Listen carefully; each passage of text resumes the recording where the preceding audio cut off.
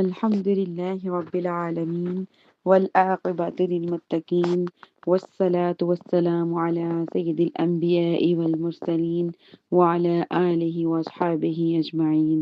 قال الله تعالى في القرآن الكريم مفهوم هكذا: قل يا عبادي الذين آمنوا اتقوا ربكم للذين أحسنوا في هذه الدنيا حسنة والأرض الله واسعة إنما يوفى الصابرون أجرهم بغير حساب۔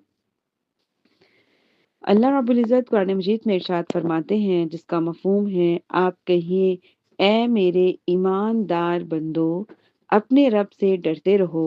جن لوگوں نے اس دنیا میں نیک کام کیے ہیں ان کے لیے اچھا اجر ہے، اور اللہ کی زمین بہت وسیع ہے، صرف صبر کرنے والوں کو ہی ان کا پورا پورا بے حساب اجر دیا جائے گا۔ صدق اللہ العظیم۔ ربی شرح لی صدری ویسر لی امری واحلل عقدۃ من لسانی یفقہوا قولی۔ ربی زدنی علما ربی زدنی علما ربی زدنی علما۔ اللہم افتح علینا حکمتک وانشر علینا رحمتک یا ذا الجلال والاکرام۔ سبحانک لا علم لنا الا ما علمتنا انک انت علیم حکیم۔ نہایت ہی قابل احترام میری پیاری بہنوں، السلام علیکم ورحمۃ اللہ وبرکاتہ۔ ابھی میں نے آپ کے سامنے سورۃ زمر کی آیت نمبر 10 کی تلاوت کی، ترجمہ اور مفہوم پیش کیا۔ اس آیت سے پہلے اللہ تعالیٰ نے یہ بتایا تھا کہ علم والے اور بے علم والے برابر نہیں ہیں۔ اب مومنین کو یہ حکم دے رہا ہے اللہ رب العزت یہاں پہ کہ ایمان والے لانے کے بعد تقوی کو حاصل کریں۔ تقوی سے مراد یہ ہے کہ گناہ کبیرہ کہ کبیرہ گناہوں سے اجتناب کریں، یعنی فرائض کو ترک نہ کریں، حرام کاموں کا ارتکاب نہ کریں۔ یہ تقوی کا پہلا مرتبہ ہے۔ تقوی کا دوسرا مرتبہ یہ ہے کہ صغیرہ گناہوں سے اجتناب کریں، یعنی واجبات کو ترک نہ کریں، مکروہات تحریمہ کا ارتکاب نہ کریں۔ تقوی کا تیسرا مرتبہ یہ ہے کہ خلاف سنت اور خلاف اولیٰ کا ارتکاب نہ کریں، یعنی کہ سب سے پہلا تقوی تو یہ ہے کہ فرائض کو کبھی بھی نہ چھوڑیں، یعنی کہ جو ہم پہ جیسے نماز فرض ہیں یا نماز، روزہ، حج، زکوٰۃ، یہ سب کیا ہیں؟ ہم پہ فرض ہیں۔ ان سب چیزوں کو ترک نہ کریں، حرام چیزوں کا انتخاب نہ کریں، جس چیزوں سے اللہ تعالیٰ نے قرآن مجید میں ہمیں بتایا ہے کہ کون سی چیزیں حرام ہیں۔ نبی کریم صلی اللہ علیہ وسلم کی زندگی سے ہمیں پتہ چلتا ہے، احادیث کی روشنی میں ہمیں پتہ چلتا ہے کہ کن کاموں سے بچنا ضروری ہے۔ اگر نہیں بچیں گے یا حرام ہوگا تو گناہ گار ہوں گے۔ تو یہ تقوی کا پہلا مرتبہ ہے۔ دوسرا یہ ہے کہ چھوٹے چھوٹے گناہوں سے بھی بچیں، کسی بھی گناہ کو چھوٹا سمجھ کے نہ کریں، واجبات کو ہرگز ہرگز نہ چھوڑیں، مکروہات تحریمیہ کا ارتکاب نہ کریں۔ تیسرا مرتبہ کہ خلاف سنت اور خلاف اولیٰ کا ارتکاب نہ کریں، چونکہ ایمان لانے کے بعد تقوی کے حصول کا علم دیا گیا ہے، حکم دیا گیا ہے کہ تقوی کا حاصل کرنا کتنا ضروری ہے۔ تقوی کا بیسیکلی مطلب ہوتا ہے بچنا، یہ تقوی سے نکلا ہے، اس کا مطلب ہوتا ہے بچنا۔ ہر اس چیز سے بچا جائے جو اللہ رب العزت کی ناراضگی کا سبب بنتی ہے۔ اس کا معنی یہ ہے کہ اعمال جو ہیں، اس کا مطلب یہ ہے کہ اعمال ایمان میں داخل نہیں ہیں، کہ جب ایمان کو ہم اپنا لیتے ہیں، ایمان میں داخل، اسلام میں داخل ہو جاتے ہیں، تو پھر ہمارے اعمال شروع ہوتے ہیں۔ اب یہ نہیں کہ ہم ایمان والے ہیں تو ہر وقت نیکی ہی نہیں کیا، بلکہ ایسا نہیں ہے۔ جب ایمان ہوگا، ایمان والے ہوں گے، تو پھر اعمال کرنے ہوں گے، پھر اعمال کے اجر ثواب ملیں گے۔ اور فسق سے ایمان جو ہے وہ زائل نہیں ہوتا، کہ اگر آپ کوئی فاسق ہے اور ایمان والا کوئی فاسق ہے تو اس کا مطلب یہ نہیں ہے اس کے فسق کی وجہ سے اس کا ایمان جو ہے وہ زائل ہو جائے۔ اس آیت میں یہ بھی فرمایا گیا ہے کہ جن لوگوں نے اس دنیا میں نیک کام کیے ہیں ان کے لیے اچھا اجر ہے۔ بعض مفسرین نے کہا ہے کہ اچھے برے جو اجر سے مراد صحت اور عافیت ہے، خوشحالی ہے اور فارغ البالی ہے۔ اضا ابو ہریرہ رضی اللہ عنہ بیان کرتے ہیں کہ رسول اللہ صلی اللہ علیہ وسلم نے فرمایا کہ دنیا مومن کا قید خانہ ہے اور کافر کی جنت ہے۔ حضرت معصب رضی اللہ عنہ بیان فرماتے ہیں کہ میں نے عرض کیا یا رسول اللہ صلی اللہ علیہ وسلم، لوگوں میں سے سب سے زیادہ مصائب میں کون مبتلا ہے؟ آپ صلی اللہ علیہ وسلم نے فرمایا انبیاء، پھر جو ان کے قریب ہو، پھر جو اس کے قریب ہو۔ ہر شخص اپنے دین کی مقدار کے اعتبار سے مصائب میں مبتلا ہوتا ہے۔ اگر وہ اپنے دین میں سخت ہوتا ہے تو اس کی مصیبت سخت ہوتی ہے، اور اگر وہ اپنے دین میں نرم ہوتا ہے تو اس کی مصیبت بھی اس کے اعتبار سے ہوتی ہے۔ بندہ پر اسی طرح کے مصائب یعنی مصیبتیں آتی رہتی ہیں، حتیٰ کہ وہ اس حال میں زمین پر چلتا ہے کہ اس کے اوپر کوئی گناہ نہیں رہتا۔ یہ ترمذی شریف کی بھی روایت ہے اور صحیح ابن حبان کی بھی روایت ہے، شعب الایمان کی بھی یہ حدیث ہے، مسند احمد کی بھی ہے۔ یعنی کہ جتنی بھی ہم پہ مصیبتیں آتی ہیں، کوئی مسئلے مسائل آتے ہیں، کوئی پریشانیاں آتی ہیں، کوئی غم آتا ہے، اس کا مطلب یہ ہوتا ہے کہ اللہ رب العزت ہمیں پاک اور صاف کرنا چاہتے ہیں۔ کس سے؟ گناہوں سے صاف کرنا چاہتے ہیں۔ کوئی بیماری آتی ہے، کوئی بھی تنگ دستی آتی ہے تو اللہ اس پہ صبر کرنے سے اللہ رب العزت ہمیں کیا کرتے ہیں کہ گناہوں سے پاک فرما دیتے ہیں۔ اس کے بعد اللہ تعالیٰ نے اس آیت میں کیا فرمایا کہ اللہ کی زمین بہت وسیع ہے۔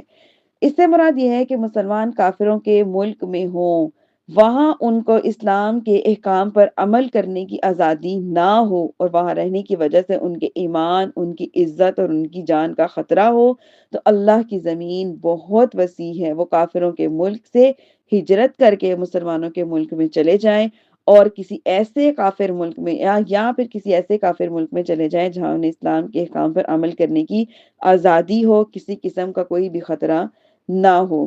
سورۃ نساء کی آیت نمبر 97 میں اللہ رب العزت ارشاد فرماتے ہیں، ترجمہ اور مفہوم پیش کرتی ہوں، سماعت فرمائیے۔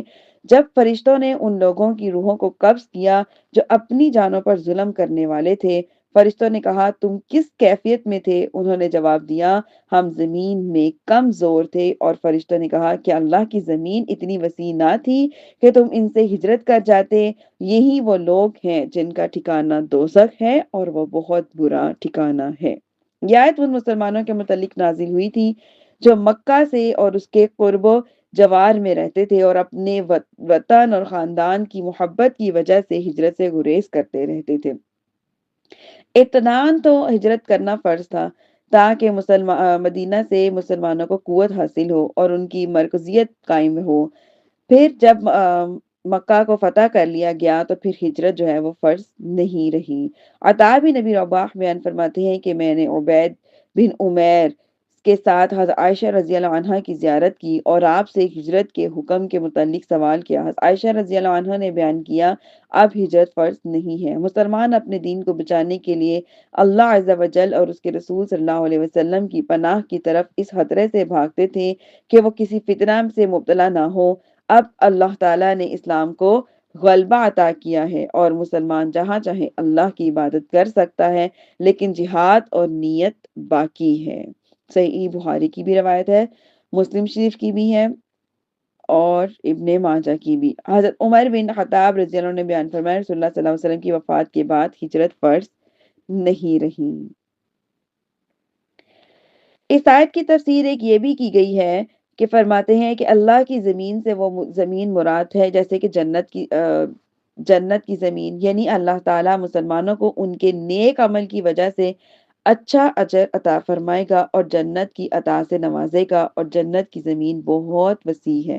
جنت کی زمین پر اس آیت کی دلیل ہے، فرماتے ہیں اللہ رب العزت قرآن مجید میں ارشاد فرماتے ہیں، سورۃ زمر ہی کی آیت نمبر 74 میں انشاءاللہ ہم آگے پڑھیں گے، ترجمہ مفہوم بیان کرتی ہوں۔ اور انہوں نے کہا کہ اللہ ہی کے لیے حمد ہے جس نے اپنے وعدے کو سچا کر دیا اور ہمیں اس زمین کا وارث بنا دیا کہ جہاں ہم چاہیں جنت میں قیام کر لیں، پس نیک عمل کرنے والوں کو کیسا اجر ہے۔ ان دونوں تفسیروں کے بارے میں فرماتے ہیں کہ زمین کی وسعت سے مراد زمین جو ہے وسعت سے مراد دنیا کی زمین کی وسعت ہے، یعنی دنیا کی زمین بہت وسیع ہے، تم جس جگہ جا کر اسلام کے احکام پر آزادی کے ساتھ عمل کر سکو وہاں جا کر رہنا شروع کر دو۔ سم ٹائم کچھ لوگ جو ہے وہ یورپ کنٹریز کو، کافروں کے ملکوں کو کافی پریفر کرتے ہیں، پھر وہاں جا کے ان کو یہ بھی ہوتا ہے کہ کوئی مسجد نہیں ہے، کوئی نماز نہیں ہے، کوئی مسجد کا کوئی پاکستان جیسے کہ اسلامی ملکوں کی طرح کا کوئی ماحول نہیں ہے، پھر اس طرح کے مصائب سے بھی ان کو سامنا کرنا پڑتا ہے، پھر وہ کہتے ہیں بچوں کو کیسے دین سکھائیں، ہم اس ملکوں میں رہتے ہیں۔ تو بہتر یہ ہے کہ اگر آپ کو جن ملکوں میں اگر آپ کو دین پہ آپ آرام سے تسلی سے ورک نہیں کر سکتے، اپنے اولادوں کو نہیں سکھا سکتے، اس پر صحیح طریقے سے عمل نہیں کر سکتے، تو بہتر ہے ایسے ملکوں میں نہ رہیں۔ لیکن اگر ان ملکوں میں ایسا دین کے مطابق چلنا آپ کے لیے آسان ہے، اولادوں کی تربیت کرنا آسان ہے، پردہ کرنا آسان ہے، حجاب کرنا آسان ہے، بایا آرام سے پہن سکتے ہیں، مسجدوں میں جا سکتے ہیں، نماز پڑھ سکتے ہیں، پھر ان ملکوں کو پریفر کریں۔ اگر اللہ رب العزت نے آپ کو اتنی وسعت یعنی کہ عطا کی ہے کہ اگر آپ ان ملکوں کو چھوڑ کے کسی اور جگہ میں بھی اسلامک کنٹریز میں بھی جا کے رہ سکتے ہیں تو کائنڈلی اس کو زیادہ پریفر کریں، کیونکہ یہی اصل ہے۔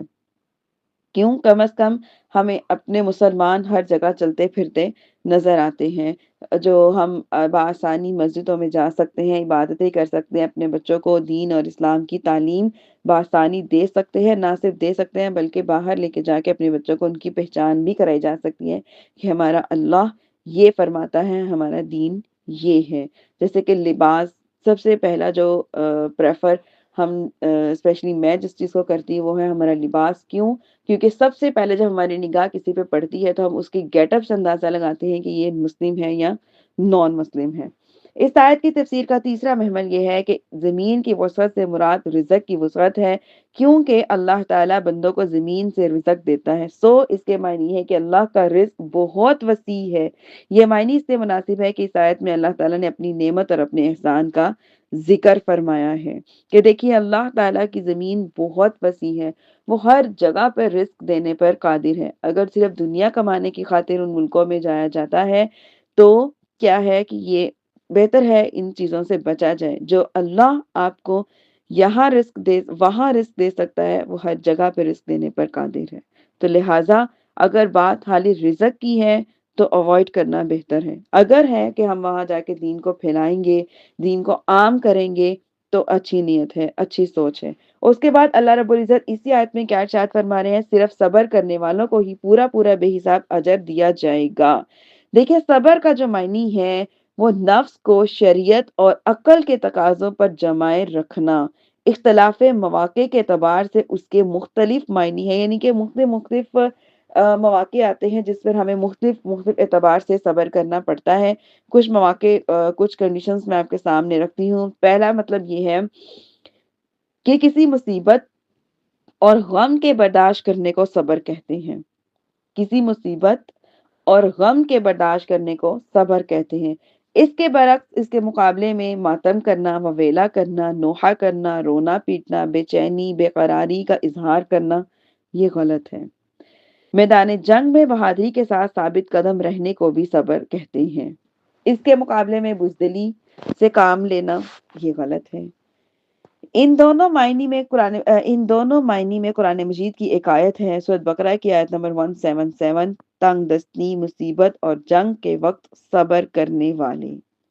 تیسرا معنی یہ ہے کہ عبادت کی مشقت پر اپنے نفس کو جمائے رکھنا اور اس کے مقابلے میں معصیت اور نافرمانی کا اظہار کرنا یہ غلط ہے۔ اگر عبادت میں کوئی مشکل پیش آ رہی ہے، کوئی تنگی لگ رہی ہے، کوئی مشکل کام لگ رہا ہے تو بہتر ہے کہ اپنے نفس کو وہاں پہ جمائے رکھے اور صبر سے کام لے اور اپنی عبادت کو کنٹینیو کریں، نہ کہ کہے کہ کوئی بات نہیں اتنی مشقت کرنی پڑی ہے تو رہنے ہی دیتے ہیں، چھوڑ دیتے ہیں، نافرمانی نہ کرے۔ تیسری بات یہ ہے کہ غلبہ شہوت کے وقت اپنے آپ کو گناہ سے روکنا اس کے مقابلے میں فحشہ، فسق اور فجور ہے، یعنی کہ اپنی تنہائی کو بھی پاک اور صاف رکھا جائے ہر صورت پر، ہر قیمت پر، کیونکہ اللہ تعالیٰ نے ہر قسم کے گناہ سے منع فرمایا ہے۔ اور ایک اور بات بتاتی چلوں کہ اگر ہم اپنے ایمان کا اندازہ لگانا چاہتے ہیں کہ ہم کتنے ایماندار ہیں، کتنے تقوی والے ہیں، تو اپنی تنہائیوں میں دیکھیں۔ اللہ تعالیٰ فرماتے ہیں، مفہوم یہ ہے کہ جس شخص کی تنہائی پاک اور صاف ہے، اس کا مطلب ہے کہ اپنے ایمان اور اپنے تقوی میں مضبوط ہے، مگر جس کی تنہائی پاک اور صاف نہیں ہے، اس کا مطلب یہ ہے کہ ابھی صفائی کی ضرورت ہے۔ پانچویں چیز یہ ہے کہ غلبہ غضب، یعنی کہ جب غصے کا غلبہ کے وقت اپنے آپ کو زیادتی سے روکنا۔ اس کے مقابلے میں جو انسان سرکشی سے کام لے یا دشمنی سے کام لے، یہ غلط ہے۔ اس معنی کے استعمال سے قرآن مجید کی کچھ آیات، ایک آیت ہے آپ کے سامنے پیش کرتی ہوں۔ ترجمہ مفہوم یہ ہے کہ اے ایمان والو، عبادت کی مشقت پر ثابت قدم رہو اور جنگ کی شدت میں جمے رہو، جہاد کے لیے تیار رہو۔ سورۃ آل عمران کی آیت نمبر 200 ہے۔ اس کے بعد دیکھیے کیا ہے، صابرو۔ صابرو کا معنی یہ بھی ہے کہ اپنی ناجائز خواہشات کے خلاف جہاد کرتے رہو، جیسے کہ سورۃ مریم کی آیت نمبر 65 میں اللہ رب العزت ارشاد فرماتے ہیں، سو آپ اسی کی عبادت کریں اور اسی کی عبادت پر جمے رہیں۔ اب دیکھیں کہ اب ہم کہتے ہیں کہ ہم کیسے جہاد کریں۔ اب ہم خواتین ہیں، جہاد نہیں کر سکتی، یا ہمارے جو ہمارے اولادیں ہیں، ہمارے شوہر ہیں، باپ ہیں، بھائی ہیں، وہ کس طرح جہاد کریں، یا ایک، کیونکہ جہاد کا بہت زیادہ اجر ہے، بہت زیادہ اجر ہے۔ اب کیسے جہاد کریں؟ نہیں باہر جا سکتے، اسلام کے معاملے میں جہاد نہیں کر سکتے، تو اپنے نفس کے ساتھ تو جہاد کر سکتے ہیں نا۔ اپنے نفس کے ساتھ اپنی ناجائز خواہشوں کے خلاف تو جہاد کیا جا سکتا ہے نا۔ تو اس جہاد کو بھی قائم رکھنا، یہ بھی ہم پر فرض ہے۔ چھٹی چیز کیا ہے کہ صبر کا ایک معنی روزہ ہے، یعنی طلوع فجر سے لے کر غروب آفتاب تک اپنے نفس کو کھانے پینے، عمل زوجیت سے روکنے رکھنا، اس کے مقابلے میں افطار ہے۔ کہ اگر کوئی انسان کہے کہ میں اتنی دیر تک بھوکا نہیں رہ سکتا، پیاسا نہیں رہ سکتا، گرمی بہت ہے، باہر جانا ہے، جاب کرنی ہے، یا یونیورسٹیز میں جانا ہے، کالج جانا ہے، یا ہمارا کام ہی ایسا ہے، یا ہماری طبیعت ایسی ہے، ہم روزہ نہیں رکھ سکتے، تو یہ غلط ہے۔ تو بہتر یہ ہے کہ روزہ رکھیں، اور اس کے مقابلے میں اگر ہر وقت کھاتے پیتے ہی روزوں میں بھی رہیں گے تو یہ غلط ہے۔ حضرت علی رضی اللہ عنہ بیان فرماتے ہیں کہ نبی صلی اللہ علیہ وسلم نے فرمایا، حدیث کا مفہوم یہ ہے کہ صبر کے مہینے کے روزے اور ہر ماہ کے 3 روزے سینہ کے کینہ اور غصہ کو دور کر دیتے ہیں۔ کہ جب ہمیں ان چیزوں کو ہم اپنانا شروع کر دیتے ہیں تو آہستہ آہستہ کیا ہوتا ہے، ہمارے اندر صبر کی عادت پکی ہوتی رہتی ہے۔ جب صبر کی عادت پکی ہو جاتی ہے تو پھر غصے کے وقت بھی عقل سے کام لینا آ جاتا ہے۔ سم ٹائم کیا، آج کل جو یہ جو نیو جنریشن جو بڑی ہو رہی ہے، ان کے اندر ایموشنز، یہ جو جذبات ہیں، یہ اتنے زیادہ جو ہے ہوتے جا رہے ہیں کہ وہ جب غصے میں آتے ہیں تو وہ بھول جاتے ہیں کہ ہمارے سامنے ہمارا کون سا رشتہ ہے، ہمارا کون سا رشتہ ہمارے سامنے ہے۔ وہ لوگ بھول جاتے ہیں کہ یہ نبی کریم صلی اللہ علیہ وسلم نے اخلاقیات بھی کوئی چیز بتائی ہے، ان کے ذہنوں سے بالکل نکل جاتا ہے، اور دماغ میں کیا چیز سب سے زیادہ رہتی ہے؟ غصہ سب سے زیادہ یہ رہتا ہے۔ جب ہم جو ہے روزے کم رکھیں گے اور صرف سال میں ایک دفعہ ہی رکھیں گے، عام دنوں میں روزے نہیں رکھیں گے، تو کیا ہوگا؟ ہم میں صبر کی عادت نہیں رہے گی۔ یا شروع میں روزے تو بڑے شوق سے رکھتے ہیں، جب آخر آ جائے تو پھر انسان ہوتا ہے کہ اب یہی روٹین ہے، یہی سارا کچھ ہے، تھک جاتا ہے یا بیمار ہو جاتا ہے، درمیان والے روزوں میں کوئی ایسی تھکاوٹ والی کنڈیشن ہونا شروع ہو جاتی ہے۔ اس کی وجہ یہی ہوتی ہے کہ ہمیں عادت نہیں ہوتی۔ تو بہتر یہ ہے کہ اپنی عادتوں میں یہ چیز شامل کریں، مہینے میں کچھ بھی نہیں، 1 2 3 روزے ضرور رکھیں، تاکہ ہمارے اندر صبر آئے۔ اپنی اولادوں کو، خاص طور پہ اپنے بیٹوں کو اس چیز کی طرف لازم لے کے آنا چاہیے۔ کیوں؟ کیونکہ آج کل جو ہماری جنریشن، نیو جنریشن جو بڑی ہو رہی ہے، وہ ہر وقت غصے کا شکار رہتی ہے، ہر وقت اس کو بس غصہ آتا رہتا ہے، جذبات اتنے زیادہ ابھر ابھر کے باہر آتے ہیں کہ ان پہ قابو کرنا ان کے لیے مشکل ہو جاتا ہے، کیونکہ صبر کی عادت نہیں رہتی۔ جہاں تک ممکن ہو سکے اپنی اولادوں کو صبر کی طرف لے کے آئیں۔ جتنا وہ بچپن سے ہی صبر کی طرف آئیں گے، بڑے ہونے تک آہستہ آہستہ وہ ان ساری چیزوں کو اپنانا شروع کر دیں گے، لیکن اگر شروع سے چھوٹی چھوٹی چیزوں پر صبر کرنا نہیں آئے گا تو آنے والے معاملات مشکل پہ مشکل ہوتے جائیں گے۔ اب جو شخص اللہ تعالیٰ کی عبادت حساب سے کرے گا، اللہ تعالیٰ بھی اس کو حساب سے اجر دے گا۔ مثلاً اگر کسی کی زکوٰۃ بنتی ہے 255 روپے، تو وہ 255 ہی زکوٰۃ دے گا، 256 نہیں دے گا۔ صدقہ فطر بنتا ہے کسی کا 20-30 روپے یا 100 روپیہ، تو وہ 100 روپے ہی زکوٰۃ دے گا، کبھی 101 110 اس طرح کر کے زکوٰۃ نہیں دے گا۔ کسی کے ذمے ایک قربانی ہے، اس کی حیثیت بھی ہے زیادہ قربانی کرنے کی، لیکن وہ نہیں کر رہا، وہ کہہ رہا نہیں اللہ نے ایک فرض کیا ہے تو میں نے ایک ہی کرنی ہے۔ اگر اللہ نے جیسے فرمایا 5 نمازیں فرض کی گئی ہیں، فرض ہی پڑھے گا، کبھی زائد نمازیں نہیں پڑھے گا، یہ نہیں کرے گا میں نوافل 2 توبہ کے پڑھ لوں، 2 شکر کے پڑھ لوں، 2 حاجت کے پڑھ لوں، 2 اللہ کو راضی کرنے کے پڑھ لوں، ایسا نہیں کرے گا۔ 1 ماہ کے روزے فرض ہیں، وہ 1 مہینے کے ہی روزے رکھے گا، اس سے زیادہ روزے نہیں رکھے گا۔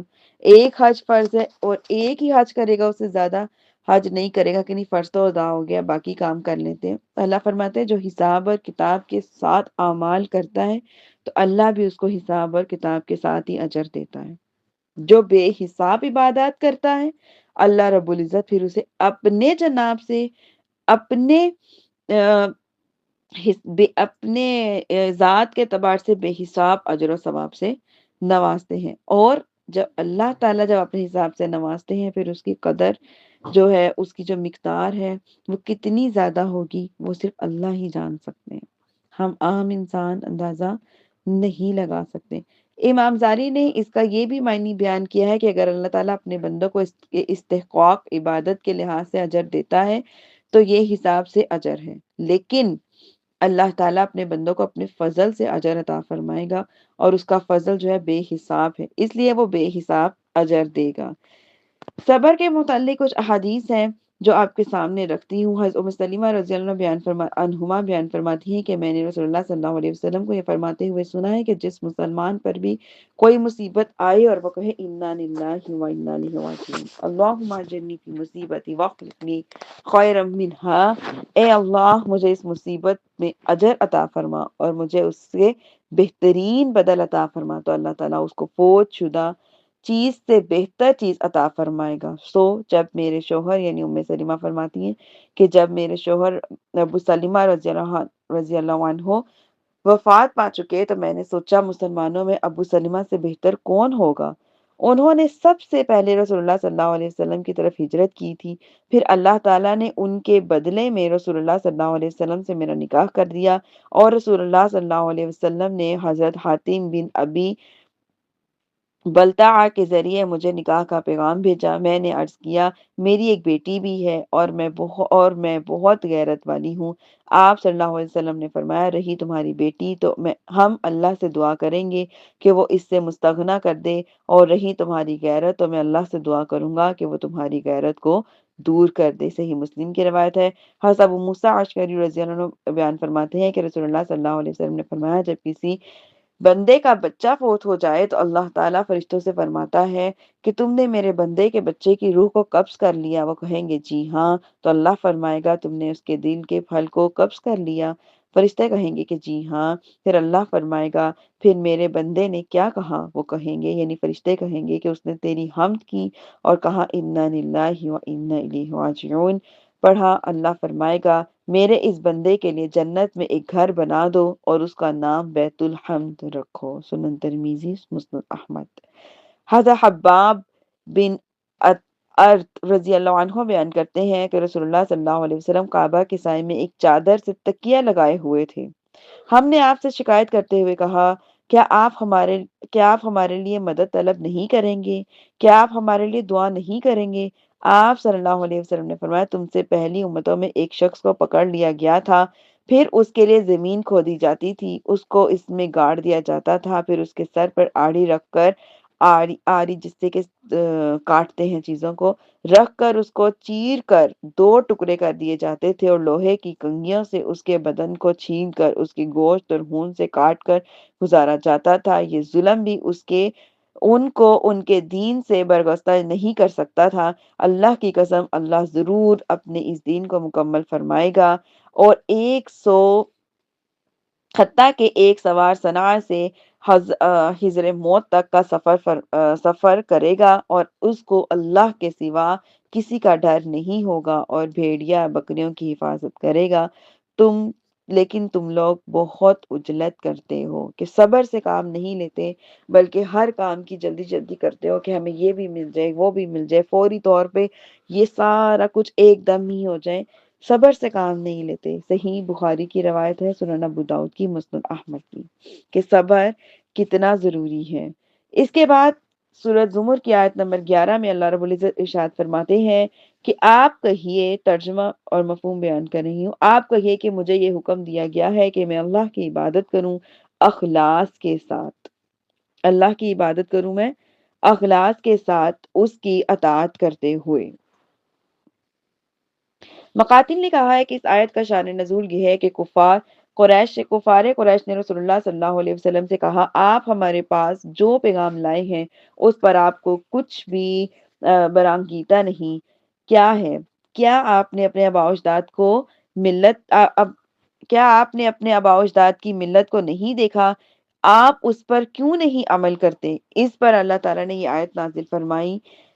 اس آیت میں ایک تو رسول اللہ صلی اللہ علیہ وسلم کو اللہ کی عبادت کرنے کا حکم دیا گیا، دوسرا یہ ہے کہ اللہ کی عبادت شرک جلی اور شرک خفی سے خالص ہونی چاہیے۔ اس کے کئی فوائد ہیں۔ پہلا فائدہ یہ ہے کہ گویا آپ نے یہ فرمایا کہ میں ان جابر اور متکبر بادشاہوں میں سے نہیں ہوں جو لوگوں کو کسی بات کا حکم کرتے ہیں اور خود اس پر عمل نہیں کرتے، بلکہ نبی کریم صلی اللہ علیہ وسلم نے کیا فرمایا کہ میں تم کو جس چیز کا بھی حکم دیتا ہوں پہلے خود اس پر عمل کرتا ہوں۔ دوسرا یہ کہ پہلے عبادت کرنے کا ذکر کیا، پھر اخلاص کا ذکر کیا، کیونکہ عبادت ظاہری اعضاء اور ارکان سے ہوتی ہے اور اخلاص کا تعلق جو ہے وہ دل سے ہے، کہ ہاتھوں یعنی ہم اپنے جسم سے، اپنے وجود سے تو عبادت کرتے ہیں، لیکن ضروری یہ ہے کہ ہم کیا کریں، اخلاص کے ساتھ عبادت کریں، ظاہری بھی کریں اور باطنی بھی کریں۔ یعنی کہ ہمارا دل بھی جو ہے وہ ہمارا دل میں اگر اخلاص ہوگا، اخلاص سے عبادت کریں گے تو ہماری باطنی عبادت ہوگی۔ اور کیا کریں کہ اگر ہم کسی کے سامنے فرض نمازیں سارا دن پڑھتے ہیں، تسبیحات قرآن پڑھتے ہیں، ضروری ہے کہ رات کو چھپ کر بھی اللہ رب العزت کی تھوڑی عبادت کی جائے، تاکہ وہ ہماری اور اللہ کی بات ہو، بس ہمارا اور اللہ کا ہی معاملہ ہو، دنیا کی بات نہ ہو، دنیا کے معاملات نہ ہو، اور پھر دل میں خیال بھی نہیں آتا کہ ہم ریا کر رہے ہیں۔ اس کے بعد آیت نمبر 12 میں اللہ رب العزت کیا ارشاد فرماتے ہیں، ترجمہ بیان کرتی ہوں۔ مفہوم یہ ہے کہ مجھے یہ حکم دیا گیا ہے کہ میں سب سے پہلا مسلمان بنوں، یعنی اس امت میں مجھے سب سے پہلے اسلام لانے کا حکم دیا گیا ہے، اور جس کو اللہ تعالیٰ نے رسول بنایا اس پر سب سے پہلے اللہ تعالیٰ کی اطاعت واجب ہے، کیونکہ رسول کو سب سے پہلے اللہ تعالیٰ کے احکام کی معرفت ہوتی ہے، اس لیے سب سے پہلے اس پر اللہ تعالیٰ کے احکام کی اطاعت واجب ہوگی۔ ان آیتوں میں اخلاص کے ساتھ اللہ تعالیٰ کی اطاعت کو کرنے کا حکم دیا گیا ہے۔ جنید نے کہا ہے اخلاص یہ ہے کہ خلوت اور جلوت کے تمام کام صرف اللہ تعالیٰ کے لیے ہوں اور اس میں کوئی بھی شریک نہ ہو۔ آگے دیکھیے اللہ رب العزت کیا ارشاد فرما رہے ہیں آیت نمبر 13 میں، تو فرماتے ہیں کہ آپ کہیے، اگر میں نے بالفرض اپنے رب کی نافرمانی کی تو مجھے بھی بڑے دن کا عذاب کا خطرہ ہے۔ اس آیت سے مقصود امت کو اللہ کی نافرمانی سے باز رکھنا ہے، کیونکہ نبی صلی اللہ علیہ وسلم اللہ کے محبوب ہیں اور تمام رسولوں کے قائد اور سب سے افضل ہیں۔ اس کے باوجود جب آپ کو بھی اللہ تعالیٰ کی نافرمانی کی صورت میں عذاب کا خطرہ ہے، تو عام لوگوں کو اللہ تعالیٰ کی نافرمانی کی صورت میں کتنا عذاب کا خطرہ ہوگا۔ نیز یہ آیت اس بات پر بھی دلالت کرتی ہے کہ معصیت کی صورت میں عذاب کا خطرہ ہے، یہ نہیں کہ معصیت کی صورت میں یقینی عذاب ہوگا۔ اس آیت سے یہ بھی معلوم ہوا کہ امر وجوب کے لیے آتا ہے، کیونکہ اگر اللہ تعالیٰ کے امر میں عمل نہیں کیا گیا تو اس سے عذاب کا خطرہ ہے۔ یعنی کہ بات مشرکین سے بھی اگر ہو رہی ہو تو مسلمانوں کے لیے کیا ضروری ہے کہ وہ اس کو اپنے اندر جانچیں، اپنے اندر چیک کریں کہ ہمارے میں تو ایسی کوئی بات نہیں پائی جا رہی۔ میں پہلے بھی ایک دو بیانات میں یہ بات بیان کر چکی ہوں کہ جب بھی قرآن مجید میں بات مشرکین کی ہو رہی ہو تو ہم پر یہ بات لازم آتی ہے کہ ہم اس کو پہلے اپنے اندر چیک کریں کہ ہمارے اندر ایسی مشرکوں سے ملتی جلتی کوئی بات تو نہیں پائی جا رہی نا، کیونکہ عقل مند وہی ہے جو دوسروں کو دیکھ کر عبرت پکڑے۔ تو دوسروں کے متعلق اگر جیسے کہ ہمیں پتہ چل رہا ہے کہ ان کے لیے ان تمام حرکات سے کتنی اللہ تعالیٰ کی ناراضگی کا سبب ہے اور اللہ تعالیٰ کا کتنا عذاب ہے، تو اپنے اندر ہم فوری طور پہ ان چیزوں کو چیک کریں کہ ہمارے اندر تو نعوذ باللہ من ذالک کی چیزیں نہیں پائی جا رہی۔ اگر خدا نخواستہ پائی جا رہی ہیں تو بہتر یہی ہے کہ فوری طور پہ اس کو ختم کر دیا جائے۔ آیت 14 میں اللہ رب العزت کا ارشاد فرماتے ہیں، ترجمہ مفہوم یہ ہے کہ آپ کہیے کہ میں صرف اللہ ہی کی عبادت کرتا ہوں، اسی کی اخلاق کے ساتھ اطاعت کرتے ہوئے۔ آیت 15 میں اللہ کا ارشاد فرما رہے ہیں، اللہ تعالیٰ فرماتے ہیں کہ تم اس کے سوا جس کی عبادت کرتے ہو کرتے رہو۔ اس سے مراد یہ نہیں ہے کہ مشرکین کو غیر اللہ کی عبادت کرنے کا حکم دیا جا رہا ہے، بلکہ اس سے مراد ان کو کیا ہے، یہ اس سے مراد یہ ہے کہ اگر کوئی بہت زیادہ ہو جاتا ہے، جیسے کہ کسی کو بہت زیادہ ڈانٹ ڈپٹ کر لان تان کر کے ملامت کرنا ہے، پھر بھی اس کو بار بار سمجھاتے ہیں اور وہ کوئی بات نہیں مانتا تو کہتے ہیں چلو ٹھیک ہے پھر تمہاری مرضی، جو تمہارا دل کرتا ہے وہی کرو، اس سے یہ مراد ہے۔ اس پر یہ دلیل یہ ہے کہ اس کے بعد فرمایا آپ کہیے بے شک نقصان اٹھانے والے تو وہی ہیں، وہی لوگ ہیں جو خود اور ان کے اہل و عیال قیامت کے دن نقصان اٹھائیں گے۔ سنو، یہی کھلا ہوا نقصان ہے۔ فرماتے ہیں کہ ان کو جو نقصان، مشرکین کو اور ان کے اہل عیال کو جو نقصان ہوگا اس کے متعلق کچھ اقوال ہیں جو میں آپ کے سامنے پیش کرتی ہوں۔ مجاہد اور ابن زید نے کہا کہ ان کا اپنا نقصان یہ ہے کہ وہ دوزخ میں ہوں گے، اور ان کے اہل کا نقصان یہ ہے کہ جس طرح دنیا میں ان کے اہل و عیال تھے اسی طرح دوزخ میں بھی وہ ان کے اہل و عیال رہیں گے، یعنی خاندان والے۔ حسن اور قتادہ نے کہا ہے کہ ان کا اپنا نقصان یہ ہے کہ وہ جنت سے محروم ہو گئے، اور اہل کا نقصان یہ ہے کہ ان کو جنت میں حوریں ملتی اور وہ ان سے بھی محروم ہو گئے۔ تیسرا نقصان یہ ہے کہ ان کا اپنا نقصان یہ ہے کہ وہ اپنے کفر کی وجہ سے دوزخ میں گئے، اور اہل کا نقصان یہ ہے کہ اگر بالفرض ان کے اہل ایمان لے آتے تو وہ جنت میں ہوں گے، لیکن وہ ایمان نہیں لائے تو وہ بھی دوزخ میں ہوں گے۔ اور آخرت میں کفار کے نقصانات کے متعلق کچھ احادیث آپ کے سامنے پیش کرتی ہوں۔ حضرت ابو ہریرہ رضی اللہ عنہ بیان فرماتے ہیں کہ نبی صلی اللہ علیہ وسلم نے فرمایا کوئی شخص اس وقت تک جنت میں داخل نہیں ہوگا حتیٰ کہ دوزخ میں اپنا ٹھکانہ نہ دیکھ لے تاکہ وہ زیادہ شکر ادا کرے، اور کوئی شخص اس وقت تک دوزخ میں داخل نہیں ہوگا حتیٰ کہ وہ جنت میں اپنا ٹھکانہ دیکھ لے اور اسلام لا کر نیک عمل کرتا تو جنت میں داخل ہوتا تاکہ اس کی حسرت زیادہ ہو۔ صحیح بخاری کی روایت ہے۔ فرماتے ہیں سورہ زمر کی آیت نمبر 16 میں اللہ رب العزت کا ارشاد فرماتا ہے، ترجمہ مفہوم پیش کرتی ہوں۔ فرماتے ہیں یہ وہ عذاب ہے جس سے اللہ اپنے بندوں کو ڈراتا ہے، اے میرے بندو سو تم مجھ سے ڈرتے رہو۔ اس عذاب سے اللہ تعالیٰ نے کافروں کو ڈرایا ہے، اور قرآن مجید کا اسلوب یہ ہے کہ اللہ تعالیٰ اپنے بندے مومنوں کو فرماتا ہے تو پھر یہاں کس وجہ سے بیان فرمایا؟ یہ وہ عذاب ہے جس سے اللہ اپنے بندوں کو ڈراتا ہے، اے میرے بندو سو تم مجھ سے ڈرتے رہو۔ اس کا جواب یہ ہے کہ یہ عذاب کافروں کو ہی دیا جائے گا، لیکن اللہ تعالیٰ نے اس عذاب سے اپنے مومن بندے کو ڈرایا ہے۔ تم کافروں سے کام نہ کرنا، ہاں تم بھی اس عذاب میں گرفتار ہو جاؤ۔ مقصود یہ ہے کہ کفار کے عذاب کو بیان کر کے مومنوں کو ڈرایا جائے تاکہ وہ اللہ تعالیٰ کے عذاب سے بہت زیادہ ڈرتے رہیں۔ اس کے بعد سورہ زمر کی آیت نمبر 17 میں اللہ رب العزت ارشاد فرماتے ہیں، ترجمہ مفہوم پیش کرتی ہوں، سماعت فرمائیے۔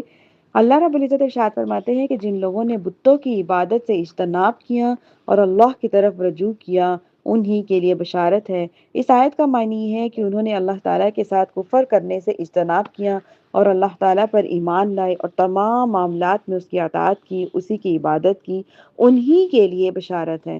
اللہ تعالیٰ کی یہ بشارت موت کے وقت حاصل ہوتی ہے یا اس وقت حاصل ہوتی ہے جب بندے کو قبر میں رکھا جاتا ہے یا میدان حشر میں حاصل ہوتی ہے، یا اس وقت حاصل ہوتی ہے جب ایک فریق کو جنت میں جانے کا حکم دیا جاتا ہے اور دوسرے فریق کو دوزخ میں جانے کا حکم دیا جاتا ہے، یا اس وقت حاصل ہوتی ہے جو مومنوں کو جنت میں داخل ہونے کا حکم دیا جاتا ہے۔ اس بشارت میں مسلمانوں کو دائمی جو ہے وہ فلاح، خوشی، راحت کی بشارت دی جاتی ہے۔ قرآن مجید میں کچھ آیات ہیں جن میں مسلمانوں کی بشارت کا ذکر ہے، جیسے کہ سورۃ حامیم سجدہ کی آیت نمبر 30 سے 32 تک اللہ رب العزت ارشاد فرماتے ہیں۔ ترجمہ مفہوم پیش کرتی ہوں، سماعت فرمائیے۔ بے شک جن لوگوں نے کہا کہ ہمارا رب اللہ ہے، پھر اس پر ڈٹے رہے، ان کے پاس فرشتے یہ کہتے ہوئے آتے ہیں، نہ تم خوفزدہ ہو نہ تم غمگین ہونا۔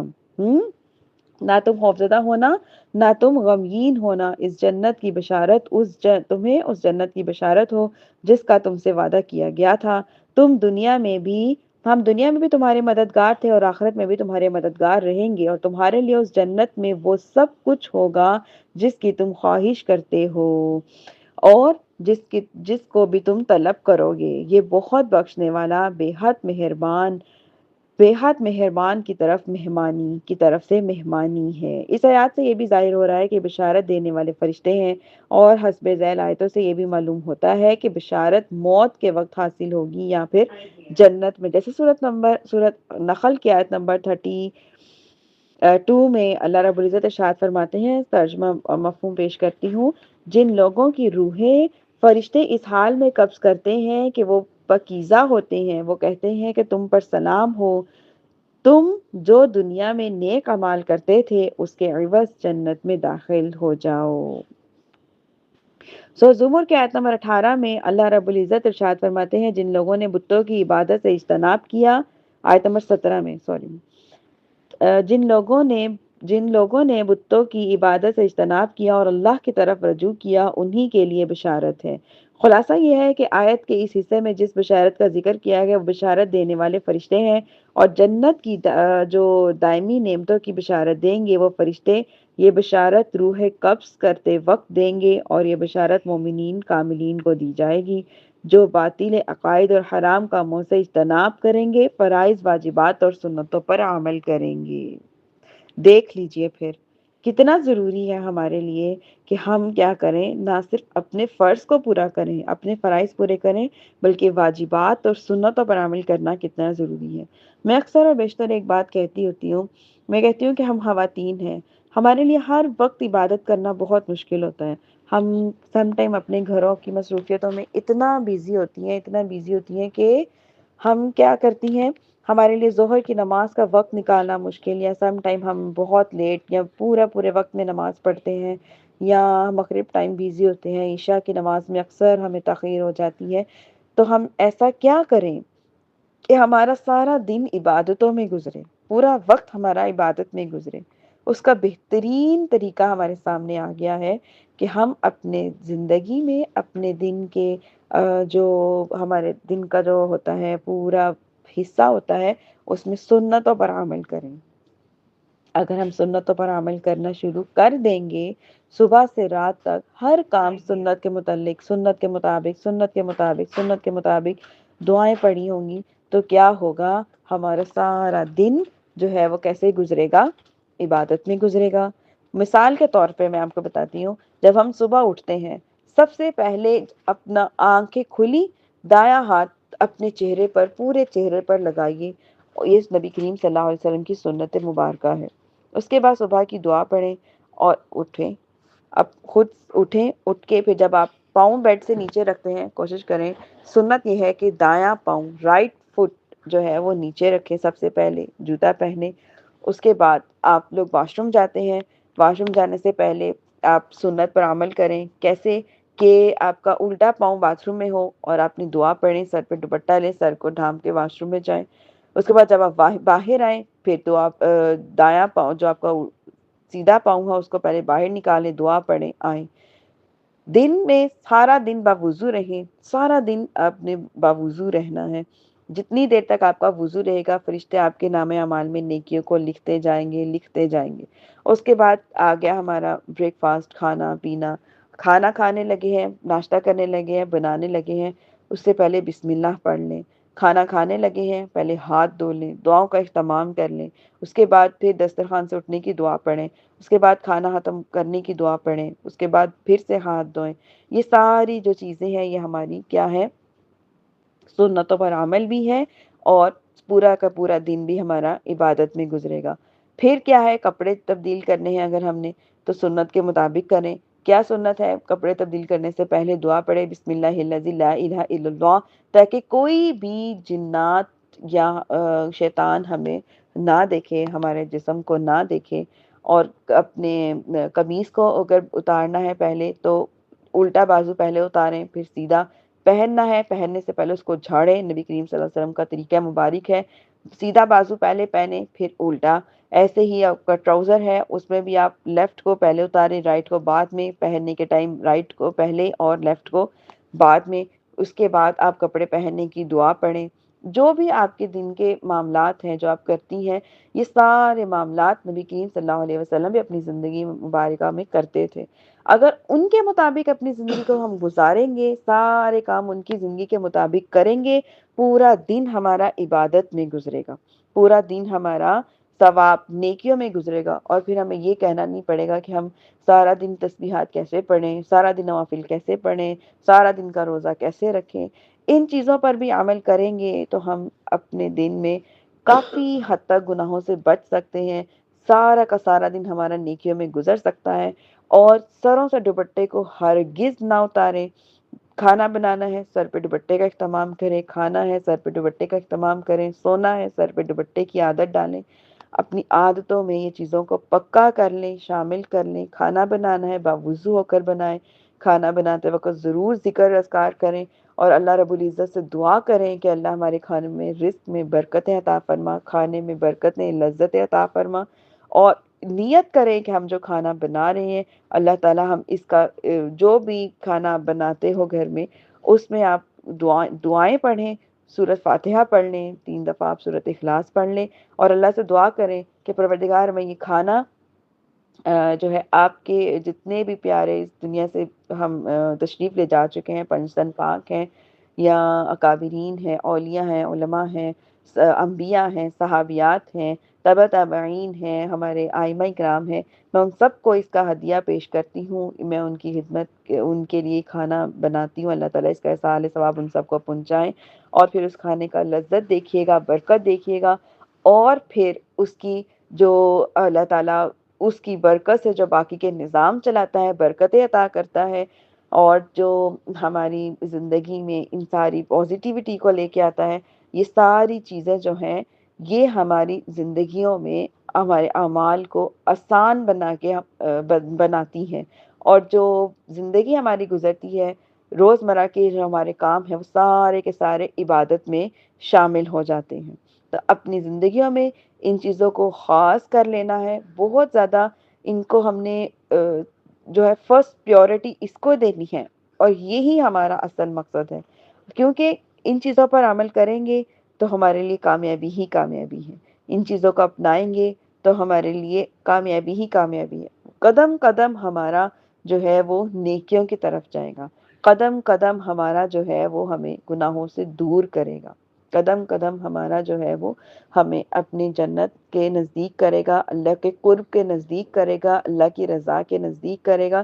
جو گناہ کوئی ہم سے سرزد ہو بھی جاتے ہیں تو اللہ رب العزت ان نیکیوں کی وجہ سے اللہ پاک ان کو جو ہے وہ ہم سے دور کر دے گا، انشاءاللہ تعالیٰ معاف فرما دے گا۔ سورۃ زمر کی آیت 18 میں اللہ رب العزت ارشاد فرماتے ہیں، جو غور سے بات سنتے ہیں پھر احسن بات کی پیروی کرتے ہیں، یہی وہ لوگ ہیں جن کو اللہ نے ہدایت پر جمع رکھا ہے، اور یہی عقل والے ہیں۔ ان سے مراد وہ بندے ہیں جو بتوں کی عبادت سے اجتناب کرتے ہیں۔ یہ پہلے بھی بات گزر چکی ہے کہ بتوں سے مراد عام ہے، عام ہو یا خاص ہو، ظاہری بت ہو یا باطنی ہو، انسان نے باطل ناجائز خواہشات اپنے سینے پہ چھپا رکھی ہیں، جن کو وہ پرستش کرتا ہے اور کیا کرتا رہتا ہے، اور ان کو پوری کرنے کے لیے کبھی کبھی انسان کیا کرتا ہے کہ اللہ تعالیٰ کے کام کی خلاف ورزی بھی کر جاتا ہے، اور یہ کیا ہے، یہ بھی طاغوت ہے، یہ بھی بت ہے۔ لہٰذا اپنے دلوں میں ہم نے جو ناجائز خواہشات رکھی ہوتی ہیں، ناجائز قسم کے شوق رکھے ہوتے ہیں، جو اللہ رب العزت کو ناپسند ہے، نبی کریم صلی اللہ علیہ وسلم نے جن کو ناپسند فرمایا ہے، جن کو کرنا حرام ہے، گناہ ہے، لہٰذا ان شوق وغیرہ سے بچنا، ان خواہشوں سے بچنا بھی ہمارے لیے کیا ہے؟ جہاد ہے، ضروری ہے، ٹھیک ہے؟ کیونکہ ہم جب ان کے پیچھے بھاگتے ہیں، ان کی حاصل کرنے کے لیے ساری تگ و دو کرتے رہتے ہیں، تو یہ بھی کیا فرمایا ہے کہ یہ بھی طاغوت ہے، بت ہے۔ قرآن مجید میں اللہ رب العزت ارشاد فرمایا سورۃ فرقان کی آیت نمبر 43 میں، ترجمہ مفہوم پیش کرتی ہوں۔ آپ بتائیے کہ جس شخص نے اپنی خواہشوں کو اپنا معبود بنا رکھا ہے، کیا آپ اس کے ذمہ دار ہو سکتے ہیں؟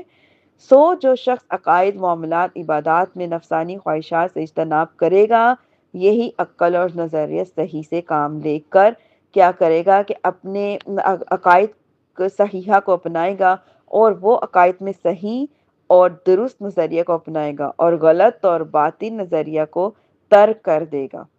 سمجھ آئی؟ کیا فرماتے ہیں کہ احکام شریعہ میں بعض اعمال صحیح اور حسن ہوتے ہیں، اور بعض اعمال اصح اور احسن ہوتے ہیں۔ یعنی اس کا مطلب یہ ہے کہ کبھی جیسے کہ اگر کیا ہے کہ اگر کوئی انسان کسی کا قتل کر دیتا ہے، تو ہے اصل کیا ہے کہ برائی کا بدلہ برائی ہے، لیکن اگر اس کو معاف کر دیا جائے تو یہ احسن ہے، لیکن اگر برائی کا بدلہ برائی ہی کیا جائے تو یہ کیا ہے؟ یہ حسن ہے۔ فرماتے ہیں سورۃ شعراء کی آیت نمبر 40 میں، برائی کا بدلہ اتنی ہی برائی ہے، پس جس نے معاف کر دیا، اصلاح کی تو اللہ اس کا اجر جو ہے وہ اللہ کے ذمہ ہے، بے شک اللہ ظالموں کو دوست نہیں بناتا۔ ایسے ہی نبی کریم صلی اللہ علیہ وسلم نے فرمایا حجۃ الوداع کے موقع پر خطبہ میں، کیا ارشاد فرماتے ہیں؟ سنو، جو شخص بھی زیادتی کرتا ہے وہ اپنے نفس پر زیادتی کرتا ہے۔ کوئی شخص اپنی اولاد پر زیادتی نہ کرے، نہ کوئی اپنے والد پر زیادتی کرے۔ سنو، ہر مسلمان دوسرے مسلمان کا بھائی ہے، اور کسی مسلمان کے لیے اپنے بھائی کی کوئی چیز حلال نہیں، اگر اس چیز کے جس کو اس نے خود حلال کر دیا ہو۔ سنو، زمانہ جاہلیت کا ہر سود ساقط کر دیا گیا ہے، تمہیں اپنے اصل زرقوں کو لینے کا حق ہے، نہ تم ظلم کرنا، ورنہ اور نہ تم پر ظلم کیا جائے گا۔ ماں سوا عباد ابن عبد المطلب کے سود کے وہ سارے کا سارا ساقط کر دیا گیا ہے، اور سنو، زمانہ جاہلیت کے ہر خون کو ساقط کر دیا گیا ہے، اور سب سے پہلے میں جس کے خون کو معاف کرتا ہوں وہ حارث بن عبد المطلب کا خون ہے۔ وہ بنو الیث کے دودھ پیتے تھے، اور ان کو حزیل نے قتل کر دیا تھا۔ سنن ترمذی کی روایت ہے۔ یعنی کہ اگر کوئی آپ کے ساتھ برا کرے، آپ اس کے ساتھ اچھا کرتے ہو تو یہ احسن ہے، جس کو زیادہ پسند فرمایا گیا ہے۔ ابو ہریرہ رضی اللہ عنہ بیان فرماتے ہیں کہ ایک شخص نے نبی صلی اللہ علیہ وسلم کو ایک معین عمر کا اونٹ قرض دیا تھا، اور آپ کے پاس اپنے اونٹ کا تقاضا لینے آیا۔ آپ صلی اللہ علیہ وسلم نے صحابہ سے فرمایا، اس کو اونٹ ادا کر دو۔ صحابہ نے اونٹ کی عمر کا اونٹ تلاش کیا تو وہ نہیں ملا، البتہ اس سے افضل اونٹ ملا تھا۔ نبی صلی اللہ علیہ وسلم نے فرمایا، اس کو وہی اونٹ دے دو۔ اس قرض خواہ نے کہا، آپ نے مجھے پورا پورا قرض دیا ہے، اللہ تعالیٰ آپ کو پورا پورا اجر دے گا۔ نبی صلی اللہ علیہ وسلم نے فرمایا، تم میں بہترین لوگ وہ ہیں جو اچھی طرح قرض ادا کریں۔ صحیح بخاری کی روایت ہے۔ تو اللہ رب العزت سے دعا ہے اللہ پاک کہنے سننے سے زیادہ عمل کی توفیق عطا فرمائے۔ آج ہم نے جو کچھ بھی پڑھا سیکھا، اللہ پاک اپنے فضل کرم رحمت سے اس پر کہنے سننے سے زیادہ عمل کی توفیق عطا فرمائے۔ جو کچھ بھی کمی پیشی ہے اللہ پاک اپنے فضل کرم رحمت سے معاف فرمائے۔ السلام علیکم ورحمۃ اللہ۔